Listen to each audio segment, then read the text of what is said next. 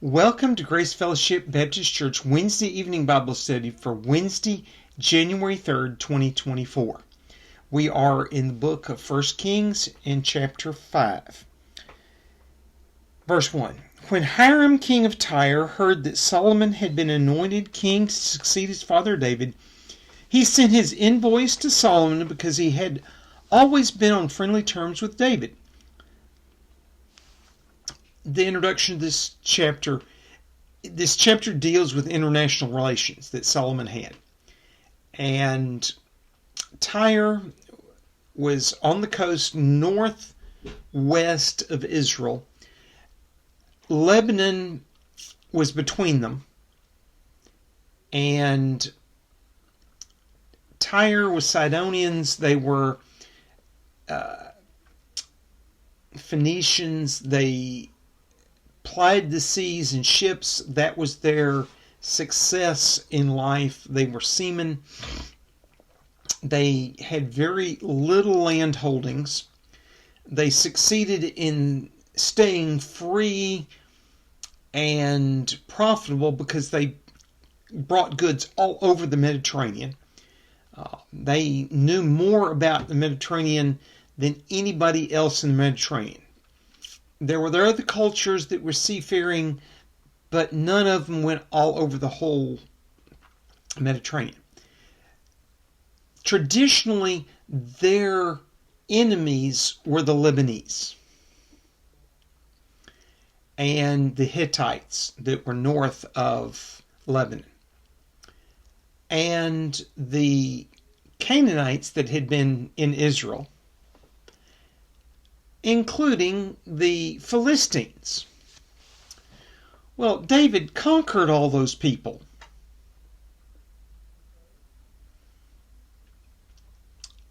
I understand why Hiram would make a treaty with David and want to be friends with him. If you're the enemy of my enemies, it's in my interest to be your ally. And the two of them had a natural affinity, a complementariness. The Sidonians, the Phoenicians, were seafaring people. They really did not farm well. They did not have a lot of great farmland. They traded, and they made their living by taking goods from one point to another, and in the process, either earning money by taking it from point A to point B, or buying it at point A and selling it at point B. And they very often got paid when they wanted to be paid in foodstuffs, things like wheat and olive oil and dried fruits and things like that, wine. And so, that's very often what they carried around the world, and particularly from Israel. So David was a warrior of a kingdom, a warrior king from a kingdom that produced lots of wheat and lots of olive oil and lots of wine, and they produced dates for export, and they produced dried figs for export, and that kind of thing. And they produced dried beans, pulses, for export. And so, being the enemy of Tyre's enemies, and being the country that produced what they needed, it's a natural ally. And Tyre could protect the coastline of Israel really inexpensively and trade with them. Israel had no good ports. They were not seafaring people. They really didn't understand building boats and that kind of thing. It never was part of them. It's only after they come back from the Babylonian captivity did they do it any at all, and basically own the Sea of Galilee. And you don't need the same kind of boats on the Sea of Galilee you need in the Mediterranean or the Red Sea. or places like that. So, you know, in David and Solomon's time, they basically had no sailors. And so, you know, having an ally that's sailors and can do your coastal defenses for you, that's ideal. Now, in the process, apparently, while David conquered Lebanon, he had given it to Tyre because the Sidonians were also cutters of lumber. It takes good carpenters and cutting lumber to make seafaring ships, and keep them repaired. And they were good at carpentry. And so David had made a treaty with them and basically given them the forest of Lebanon so they could cut the lumber they needed. And so that's the setup. Lebanon is now under Tyre's control. They had not had it before David. David conquered it, but he didn't need a forest. He doesn't have any needs. And so now Hiram hears that David has died, and he sends his condolences to the new king. He understands that it's going to be the son of David, one of the sons of David, and he heard Solomon. And, you know, you go pay your respects and you try to make a treaty with the next generation. Verse 2. Solomon sent back this message to Hiram. You know that because of the wars waged against my father David from all sides, he could not build a temple for the name of the Lord his God until the Lord put his enemies under his feet. But now the Lord my God has given me rest on every side, and there is no adversary or disaster. I intend, therefore, to build a temple for the name of the Lord my God, as the Lord told my father David when he said, Your son whom I will put on the throne in your place will build the temple for my name. So give orders that cedars of Lebanon be cut for me. My men will work with yours, and I will pay you for your men whatever wages you set. You know that we have no one so skilled in felling timber as the Sidonians. So Solomon begins this negotiation with Hiram by saying, hey, I want to do this big work. I need timber from Lebanon. I need specifically cedar trees. They were the most expensive. And the famous trees from Lebanon. And he says, and I need cedar wood. And, you know, if you'll supply that so I can build this temple to God.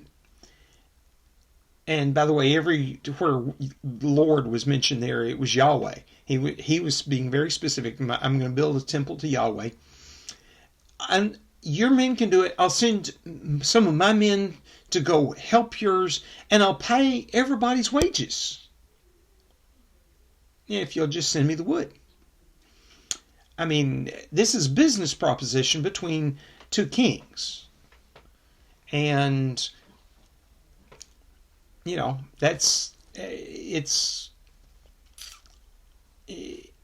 it sounds profitable up front. Verse 7. When Hiram heard Solomon's message, he was greatly pleased and said, Praise be the Lord today, for he has given David a wise son to rule over this great nation. So, and by the way, Hiram says Yahweh also.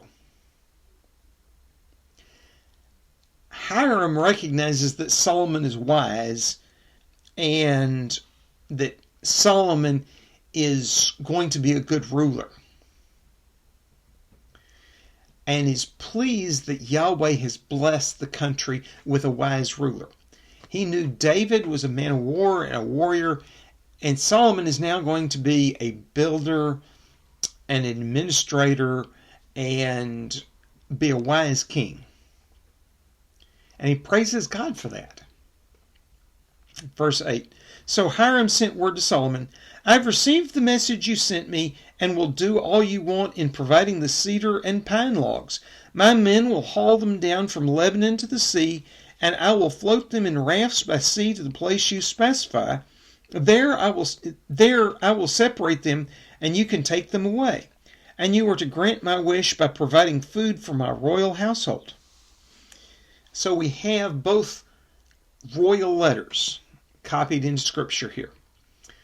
Obviously, the ambassadors that went had more instruction and, more possibilities there that didn't get written into the royal decrees that got passed down.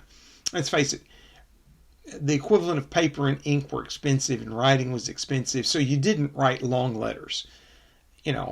Today politicians will write, several hundred pages and think nothing of it. Of course, not them personally, their staff, and laws get to be hundreds of pages or thousands of pages. And it's all handled by staff. Well, in that day, you didn't write much down. It was expensive. It's hard. You wrote the bare minimum down.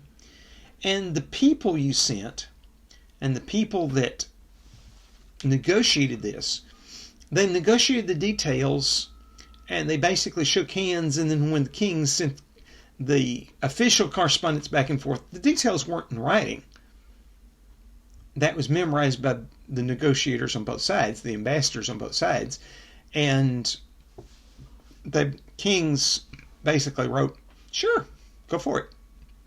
And so we have the official correspondence that went back and forth in writing. And they've agreed now to this treaty where they're going to be selling each other goods. Verse 10. In this way, Hiram kept Solomon supplied with all the cedar and pine logs he wanted, and Solomon gave Hiram 20,000 cores of wheat as food for his household, in addition to 20,000 baths of pressed olive oil. Solomon continued to do this for Hiram year after year. The Lord gave Solomon wisdom just as he had promised him. There were peaceful relations between Hiram and Solomon, and the two of them made a treaty. And so, Solomon is basically supporting the royal household and all the laborers it's going to take to do this, and the army of Tyre. Let's face it, that's about 125,000 bushels of wheat a year, and it's about 115,000 gallons of olive oil every year. So Solomon is providing enough food to make Tyre food independent, basically. They don't need to import food. So when they move food from point A to point B, now they can earn gold or silver or some other goods that they might need. And cutting that much timber and shipping it to Solomon, Solomon gets all the timber he needs. And, it's a win-win for both of them.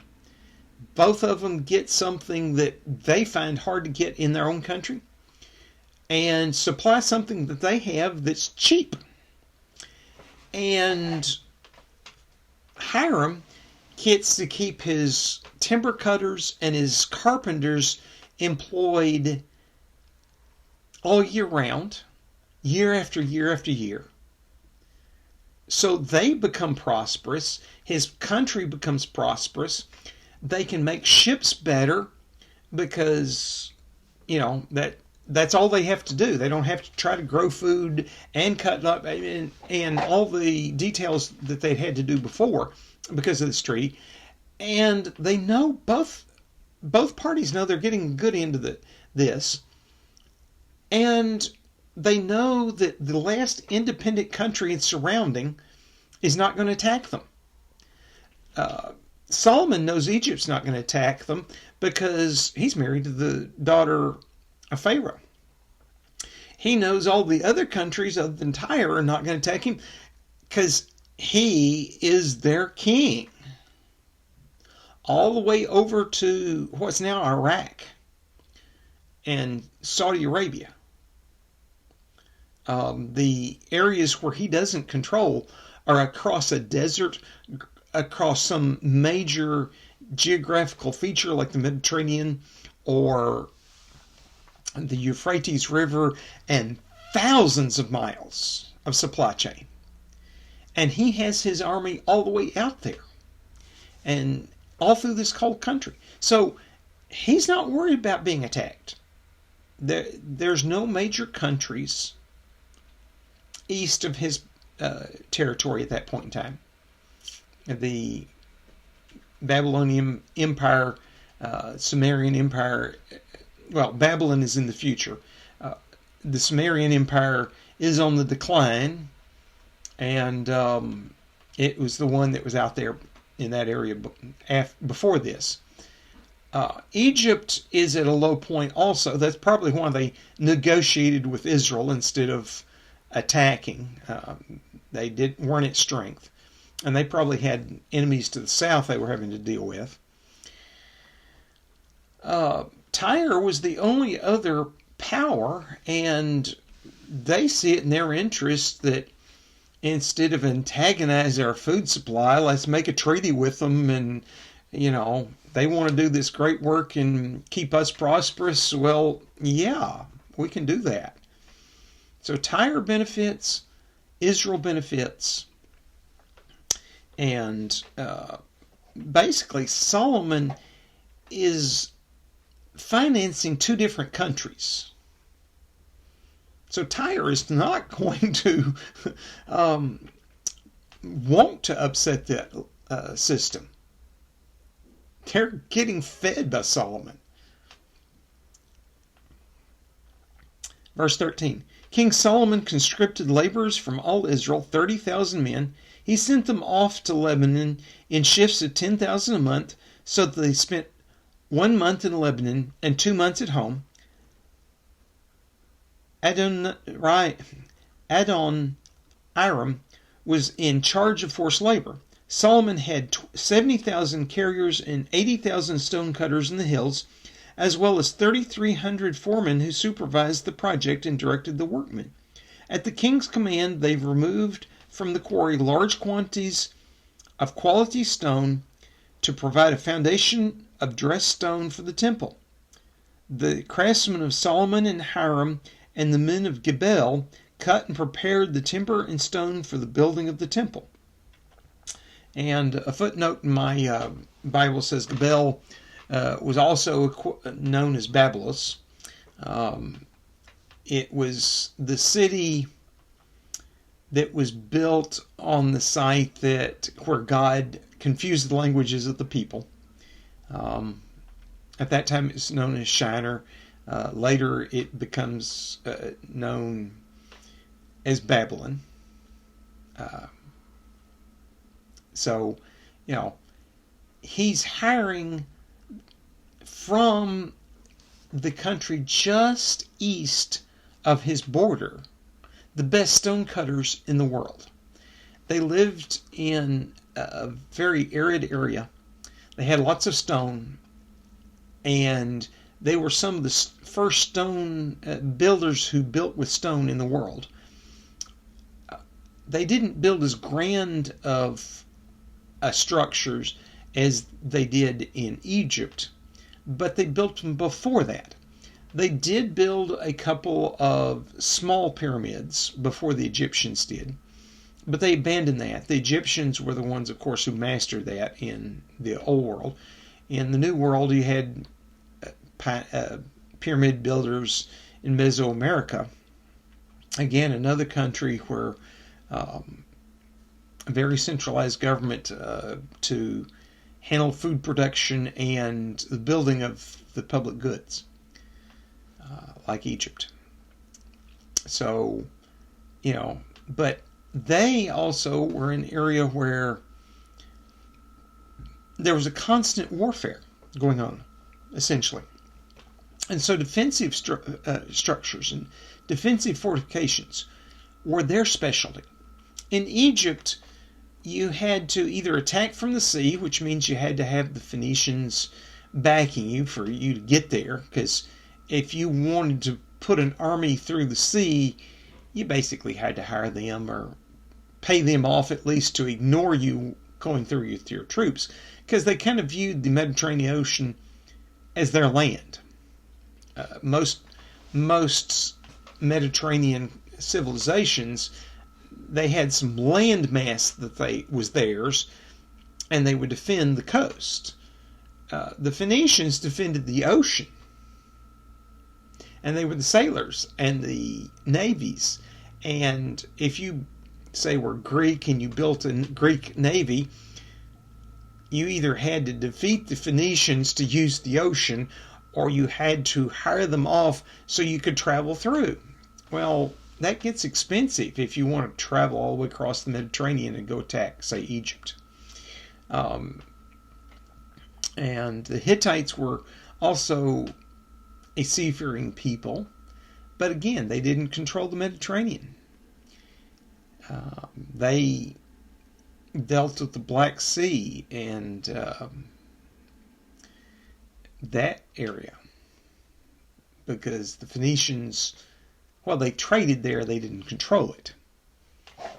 They did travel on the Mediterranean at the sufferance of the Phoenicians. So, Egypt was safe from sea. You had to come through Palestine, Israel, to get there. Well, they have that by treaty. Or you could attack from southern Africa, Ethiopia. Or you could attack across the Sahara. Yeah, that's not going to happen. You're not going to get enough people across the Sahara to attack a rich, wealthy, well-fed people down in the valley. Yeah, you may have the high ground up in the desert, but once you start coming down the hills, you're coming down narrow switchbacks, choke points. You can't just run an army off the cliff. So Egypt was well defended, Red Sea on one side, Mediterranean on one side, desert on one side, and Ethiopia to the south. So as long in, Palestine, there was the land bridge up through Sinai. And as long as, and let's face it, the Wadi of Egypt, the river of Egypt, Brook of Egypt, several names for that little stream, it was decently easy to defend. It was basically a fairly deep gully, small stream across the bottom, cliffs on either side, and if you maintain the high ground, somebody had to, and it was not wide enough, but what a good archer could shoot an arrow and hit the other cliff as you came down. So you had to attack under arrow fire from the Egyptian side, climbing down a cliff, across a valley, and climbing up a cliff. It was essentially a natural wall. And that's why it was traditionally the boundary of Egypt. It was easy to defend. And, if you control both sides, which the Egyptians did quite a while, they could pull back to the defensive fortification on the Egyptian side and defeat the invader. And then, as soon as the threat was over, they could climb back across and set up their border checkpoint on the other side and have an outpost on the other side and, control things again. And so that's the way it went. Israel was well defended, consequently, that way. Egypt was. And so who's Solomon going to... Let's face it, the Egyptians built with stone a little bit, but they built them up on the high ground for their permanent structures. They built with mud bricks down in the valley where they lived. And every spring, then their buildings washed away, and they built them again. So who are you going to hire to build defensive brick or stone structures? You're going to go to the east, to Babylon, to the people that used to fight the people that are under your control now. And like the Tyranians, they're going to see a benefit to being an ally to the people that are enemies to my enemies. And oh, you're going to conquer them and control them? We can do trade with you.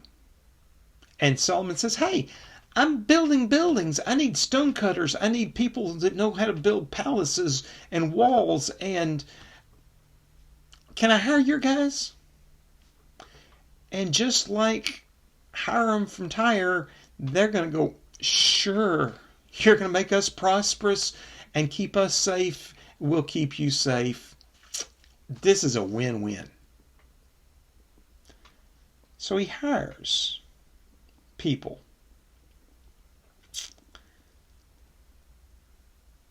And they cut and prepared timber and stone for the building of the temple. And that's where this chapter ends. He's making these international treaties. He's getting the labor. He's paying for it. Let's face it, Babylon did not have a good food supply. And that's what caused a lot of the fights over there, is they were trying to get enough food, and they would raid each other and steal each other's food, and that's an unacceptable situation. You're going to go back next spring and next fall and steal their food. And that causes constant warfare, and therefore they needed to build walled cities and et cetera, et cetera, et cetera. And they got good at it. And they got good at defending their storehouses because they put them in their walled cities. And we know how to build a fortress. We'll come build your fortress for you. Not a problem. Oh, we're going to get food from the food basket that can supply us regular food. You know, it's not stated here how that he paid for it, but you know he paid for it the same way. And so, you know, Solomon makes treaties with these allies that are on either side that are enemies with the people he's conquered to get what he needs done. And he's going to build the temple with expert help. He's going to build his palace. He's going to build the walls of Jerusalem. And so these are the international treaties that set him up to do all that construction. Holy Father, thank you for giving Solomon the wisdom to rule correctly, to make international treaties, to do what he needs to do to be able to build the temple and build it in peace, and build it with expert help with the best materials in that part of the world. There are no better trees than in Lebanon at that time. There's no better stone than in what's Israel, but there's no better stone cutters than in what's in Gebel. And he makes treaties all around and gets the experts to do it, and so that he can do the best for you. Lord, help us to understand that kind of wisdom, to be able to do the best for you also, that we will work for your kingdom, that we will support those who are better than us at doing it, and they will, whether that's international missions, through the International Mission Board, or through the North American Mission Board for sending missions to the North America, or other places, we'll find the best places for disaster relief, like Texas Baptist Men, and support them fully. Help us to do that support and pray for them, and pray for each other. Lord, help us to be your people, and that here at home then we'll lift you up and tell others about you and honor you with everything we do, that we would do the things it takes for you to draw people to yourself here at Grace Fellowship Baptist Church. In your holy name, amen. I am your host, Frank Reich, Associate Pastor at Family and Ministry at Grace Fellowship Baptist Church, and this has been the Wednesday evening Bible study for Wednesday, January 3rd, 2024. and that's the first time this year I've gotten the date right 2 times in a row. This is recorded on Tuesday, January 2nd, 2024. I've had a very busy weekend. And I hope to see you tomorrow night at Grace Fellowship Baptist Church for the Wednesday evening Bible study. If not, I hope to see you Sunday at the service. I thoroughly enjoyed Oscar's first sermon in his new series for the new year. He's doing a great job. You need to hear it. If you're not there in person, at least listen to it online and take his message to heart. Have a blessed week.